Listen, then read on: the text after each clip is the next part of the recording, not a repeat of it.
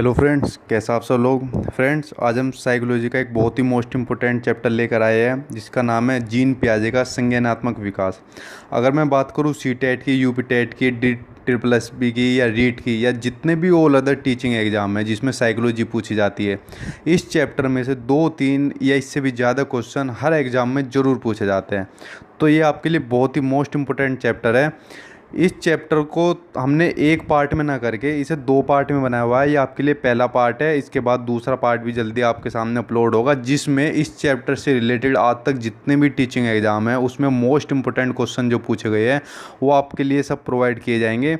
तो उसको करने से पहले चलिए जान लेते हैं पार्ट 1 के बारे में, जो इसके बारे में इसका क्या बेसिक है, क्या इसके कॉन्सेप्ट है, उनके बारे में जान लेते हैं। अगर आपने ये पार्ट 1 और पार्ट 2 अच्छे से कर लिया तो इस चैप्टर से मुझे नहीं लगता कोई चीज़ बचेगी जो आप नहीं कर पाओगे। तो चलिए पहले बात कर लेते हैं पार्ट 1 की। वीडियो को बीच में स्किप मत कीजिएगा। जहाँ भी आपने वीडियो बीच में स्किप किया या थोड़ा बहुत छोड़ा, कट करा, तो आपको वही चैप्टर में दिक्कत आ जाएगी समझने में, इसलिए वीडियो को पूरा कंटिन्यूसली देखिए ध्यान से। तो चलिए बात कर लेते हैं संज्ञानात्मक विकास की। संज्ञानात्मक विकास को इंग्लिश में कोग्निटिव डेवलपमेंट भी बोलते हैं। मैं आपको शुरू से ही बोलता है, इंग्लिश में जो भी नाम है आप उनको इंग्लिश में याद कीजिए।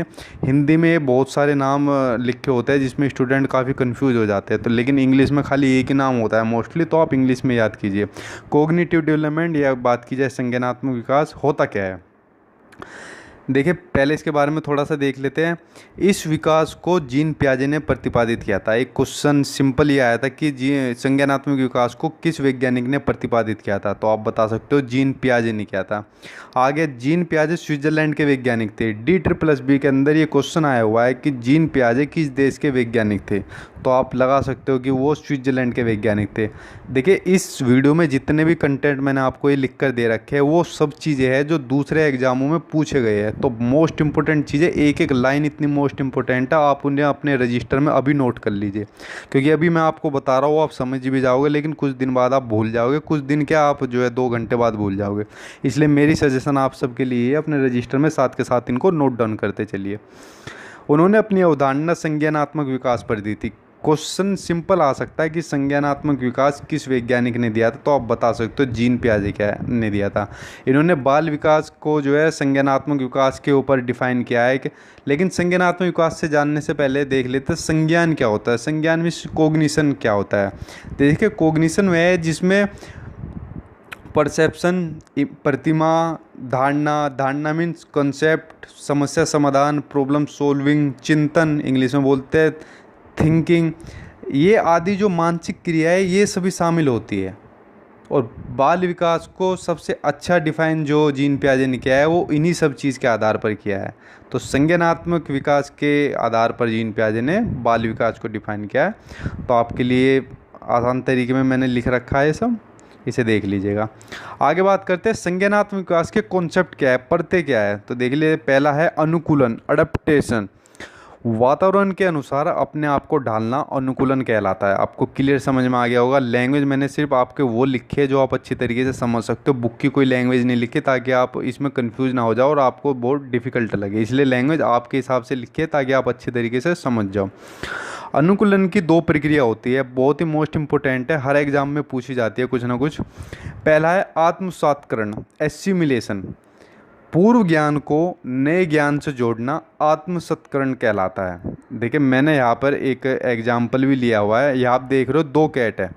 मान लीजिए आप किसी कैट को भी भूल जाइए, इसे छोड़ दीजिए, आप खाली वाइट कैट को देखिए।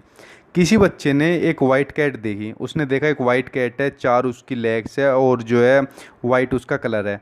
थोड़ी देर बाद उसने देखा कि एक दूसरी कैट और है जो ब्लैक कलर की है और सेम उसकी भी 4 टांगे हैं और कलर उसका ब्लैक है। तो उसने क्या काम किया, जो उसने पहले कैट देखी थी वाइट वाली, उसके आधार पर उसने जो नई कैट देखी है वो दोनों को मिलान किया और पहचाना कि ये जो है बिल्ली है। तो यहाँ पर पूर्व ज्ञान को नए ज्ञान से जोड़ा जा रहा है, यही आत्मसात्करण या बात कीजिए एसिमिलेशन कहलाता है। तो आप इसे ऐसे एग्जाम्पल के तरीके से देख सकते हो। मैंने आपकी जो है जितना इजी हो सके उस हिसाब से एग्जाम्पल लिए हैं। बात की जाए इसके दूसरे की तो होता है समायोजन, एकोमोडेशन। इसमें थोड़ा सा और एडवांस हो जाता है स्टूडेंट की पूर्व ज्ञान या योजना में परिवर्तन करके वातावरण के साथ सामंजस्य बैठाना मीन्स तालमेल बिठाना समायोजन कहलाता है। अब इसमें क्या काम किया उसने, पहले कैट देख ली, वाइट कलर की कैट है, चार उसकी टांग है, ये उसका कंसेप्ट बन गया है। और दोबारा वह उसके सामने कैट आई तो वो आसानी से उसको डिफाइन कर दिया कि ये भी कैट ही है।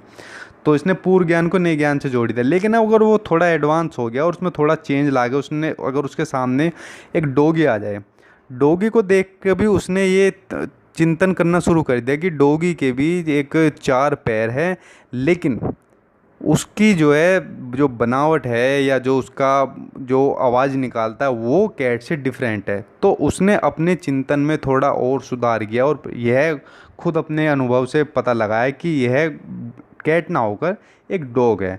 तो इसलिए उसने अपने पूर्व ज्ञान में को, जैसे यहाँ लिखा है, पूर्व ज्ञान में परिवर्तन करके वातावरण के साथ तालमेल बैठा लिया। तो आप समझ सकते हो एसिमिलेशन और एकोमोडेशन बहुत ही मोस्ट इंपोर्टेंट है, हर एग्जाम में पूछा जाता है इससे रिलेटेड। अगला है विकेंद्रीकरण।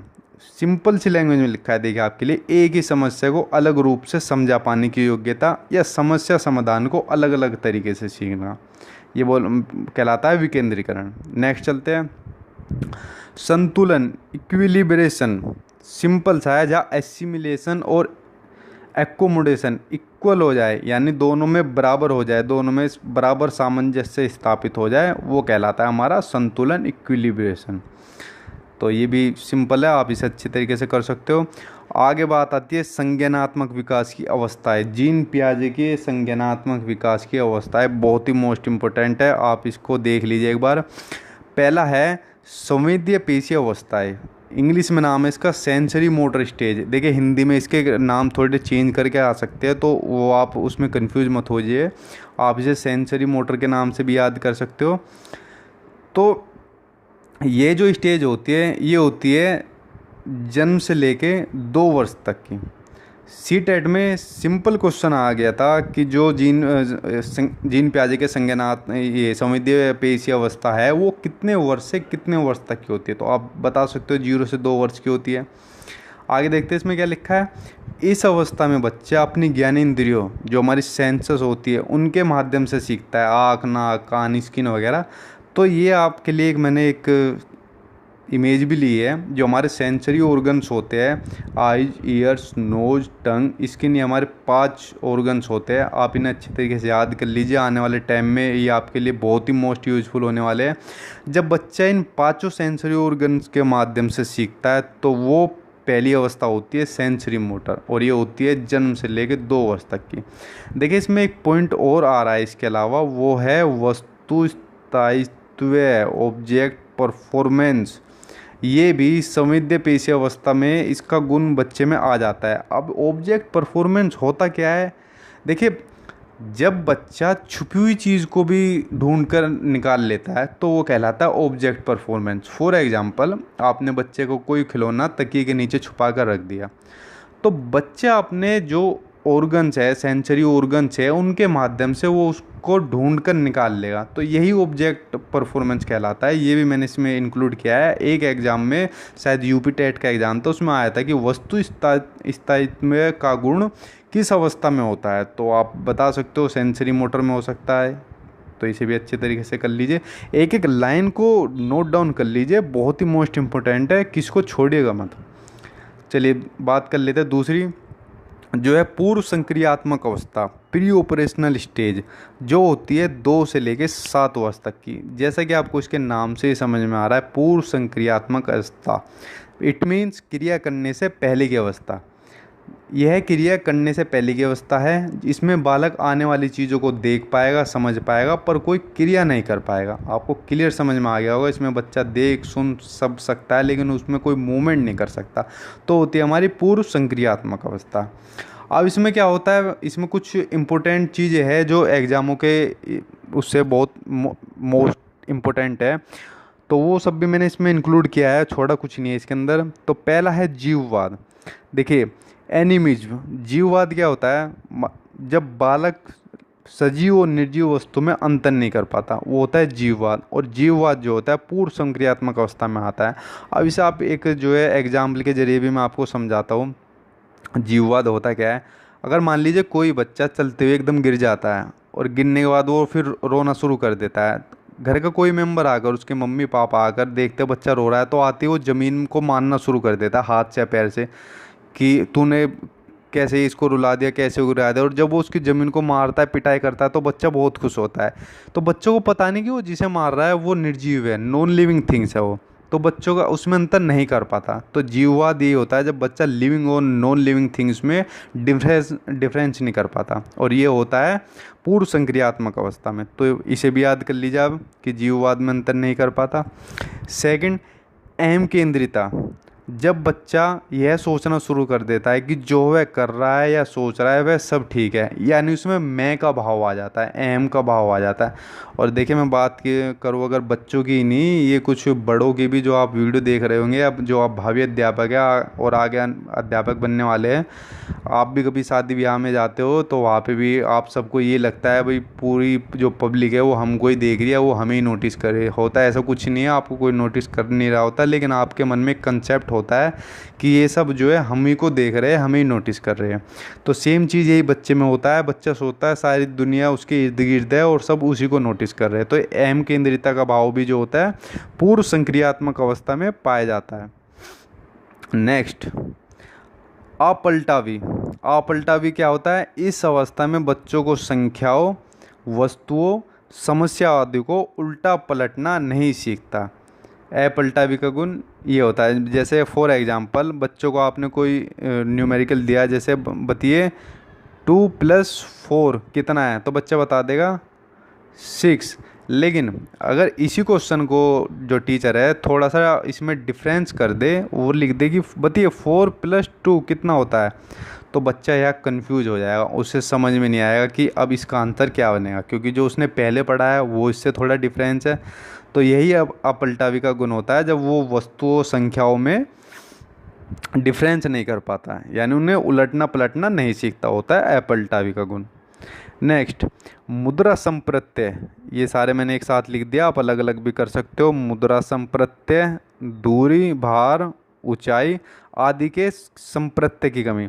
देखिए आप छोटे बच्चों को बहुत सारे सिक्के दीजिए एक हाथ में, और एक तरफ उन्हें 2000 का नोट दीजिए, मैं गारंटी देता हूँ बच्चा 2000 के नोट को छोड़कर जो आप उसे सिक्के दोगे वो उन्हें जल्दी लेगा। अगर आप उन्हें वो छीनोगे भी वो नहीं देने का और रोना शुरू कर देगा।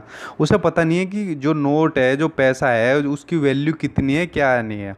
तो उसे पता नहीं है, जो मुद्रा संप्रत्यय का जो कॉन्सेप्ट है उसे पता ही नहीं है, उसे आता नहीं है, तो वो जितनी ज़्यादा चीज़ें होगी वो उन्हीं को लेगा। तो ये होता है मुद्रा संप्रत्यय, और ये कॉन्सेप्ट भी इसी के अंदर आता है, और बच्चे में इस चीज़ की ये कमी पाई जाती है। दूरी का भी आता है, आपने देखा होगा आपके घर में भी कुछ बच्चे होंगे स्कूल जाने पर बहुत रोते हैं, लेकिन स्कूल से आते वक्त इतना नहीं रोते। उन्हें लगता है स्कूल जाते वक्त बहुत दूर पड़ता है, लेकिन आते वक्त थोड़ा कम पड़ता है। अपनी तरफ से एग्जाम्पल बताया, आप दूसरा कुछ भी एग्जाम्पल ले सकते हो।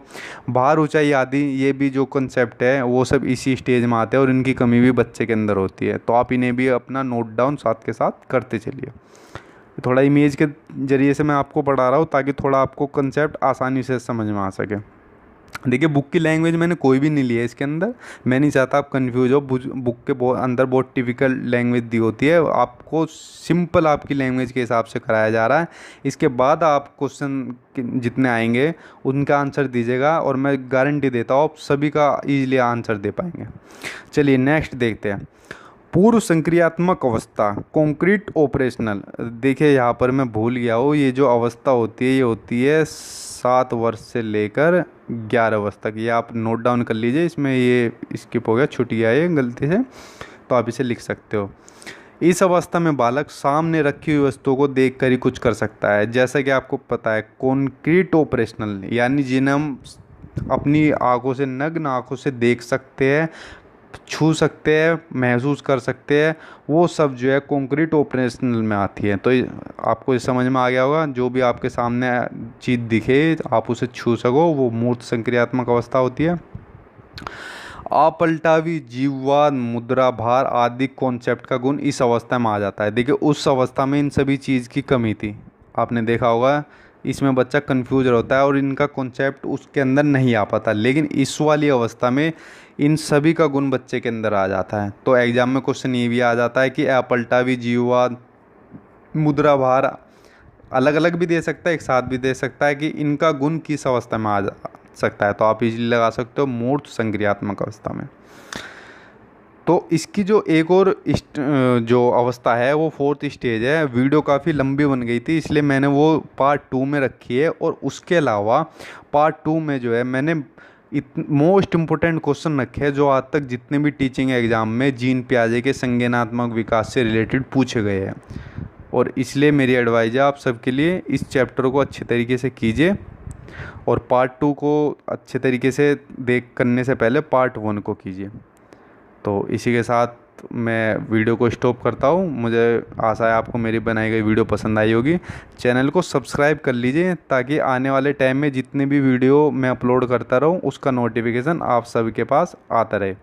और पार्ट 2 के लिए पार्ट 1 को देखिए, उसके बाद मैं पार्ट 2 अपलोड करूँगा, उसके बाद उन क्वेश्चनों का आंसर दीजिएगा और मैं गारंटी देता हूँ आप उनको ईजिली कर पाओगे।